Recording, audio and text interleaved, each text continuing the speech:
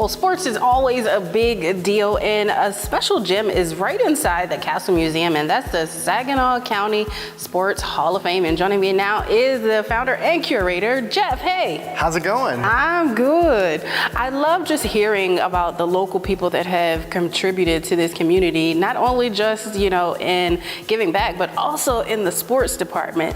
Tell us a little bit about the museum and how you kind of came up with the idea to kind of get this going. This was started long before. Long before me, or folks like Jack Taney were instrumental in getting this off the ground.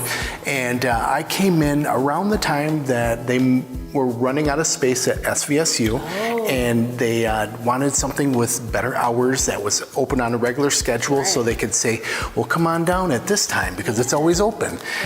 So they came in, had a conversation. We told them what it was going to take because the room needed to be renovated before they could move in. And at that point, they asked me to join their board, and I've been on it for about 12 years now. Wow, how fun. Now, how much of a sports fan are you really, though? Oh, I love sports. I love sports heritage. I'm involved with the International Sports Heritage Association and the Canadian Association for Sports Heritage.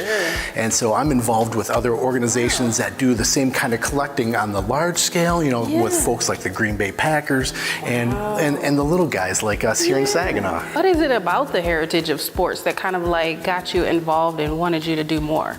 I always wanted to be a teacher. Didn't quite make it. It was a little competitive at CMU at that point. I decided I wanted to finish up my schooling, but I've always wanted to educate and teach and storytell. And this is a great way because athletics has so many stories. There's always somebody who triumphed when nobody thought they could, or sometimes the big dog does win. And so there's so many stories to tell and so many angles you can come at it from. So I just love that aspect of it and being able to examine it from so many different ways. And athletics is one of those things that if you were involved, you're going to remember.